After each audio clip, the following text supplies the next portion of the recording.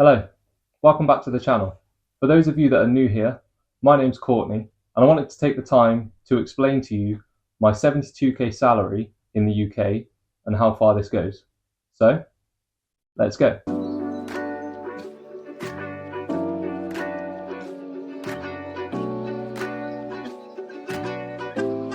So to start with, for my current subscribers, I just wanted to give you a bit of an update and an explanation. I recently got promoted at work, which is absolutely fantastic, and I've really been looking forward to sharing this with you. So it's been my first month now of the new promotion role and the new salary. So I thought I'd give an update to what I do with my money, how much I earn and where it goes, because that will help set the base for when we do the quarterly check-in on the more holistic budget planner in March. So then, here we go. A printout of my new salary slip. So to start with, the gross pay, that works out to be £6,000 a month, which is quite ridiculous actually. It's phenomenal to see that on a piece of paper.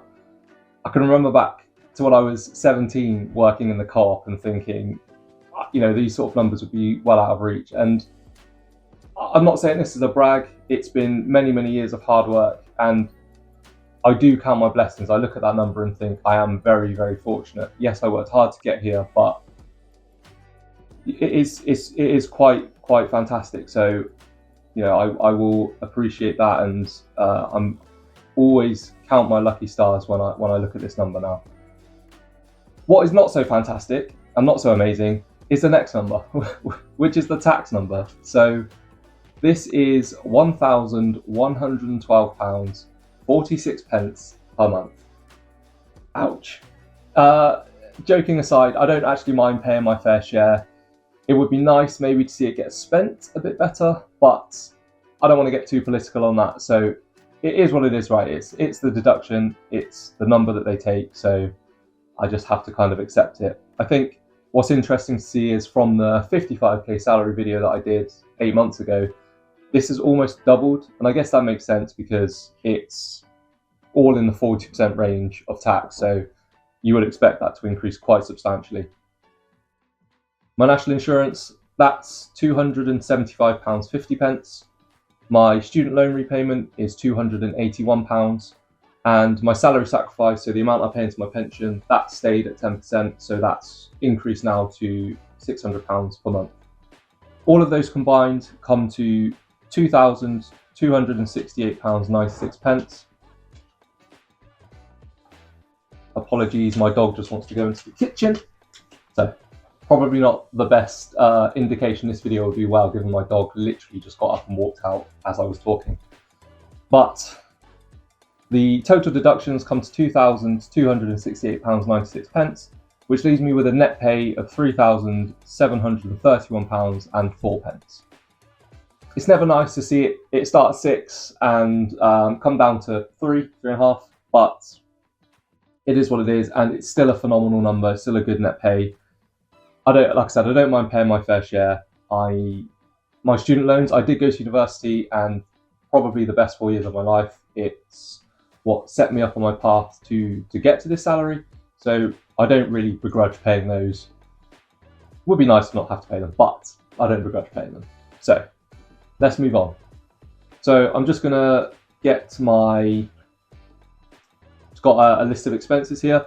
Not too much has changed, to be fair, since the 55k salary.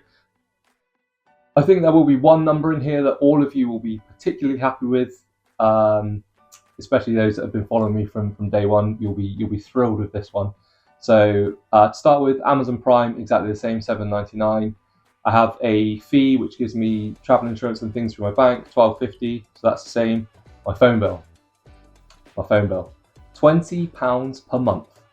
Would you believe it? That has actually come down. You guys were rinsing me. I don't think I'll ever live it down, but it's come down. It's the same package and everything. It's just lower. I just had to go into the app and basically just stop paying a ridiculous fee. So maybe better late than never, we can say on that one. Dentist, still about 21. I'll flash up the exact numbers, but I'll give round numbers that I'm speaking because it's just quicker to get through. A new one, Trading 212. So I have an auto payment of £50 a month that just gets invested into a stocks and shares ISA. I have some health insurance, 829, that's the same. Gym 20, that's the same. Home insurance, £29, which is the same. Another insurance, 16.58.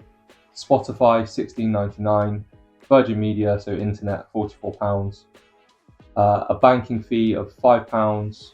Council tax, I've got 125 here. I think that actually might be 150. So I'll update the exact number here. I have an auto overpayment now onto my mortgage of now £300. So I've increased that slightly, and I'm going to try and pay that regularly, as much as I can, as often as I can. Disney Plus, £9.99. So that gives me a total expenses of 1,426. Although I think the council tax might be a bit light, so I think that new number might be 1,451. I think it'll come up to. That gives me £1,451 for all of my kind of fixed expenses for the month.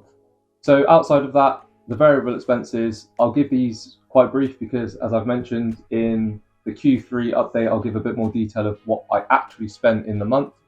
But for now, just as a general ballpark figure, gas and electric, I'm on a prepay meter, we're probably spending around £130 per month. That's more in the winter, probably less in the summer. Food is about £300 per month, and then fun, which includes kind of eating out and bits and pieces like that, about £250 a month. That gives total kind of other reductions of £680. And then that leaves me with a net balance of £1,600, which all goes into savings, which is unbelievable. It's a phenomenal amount to be able to save. And effectively what's happened is, since the 55k video, my entire pay rise net just goes into savings, because why would it not? I don't need anything else in my life. And I've got some things and bits and pieces I want to invest in and progress more rapidly now in my journey to financial freedom, which this money will certainly help to do.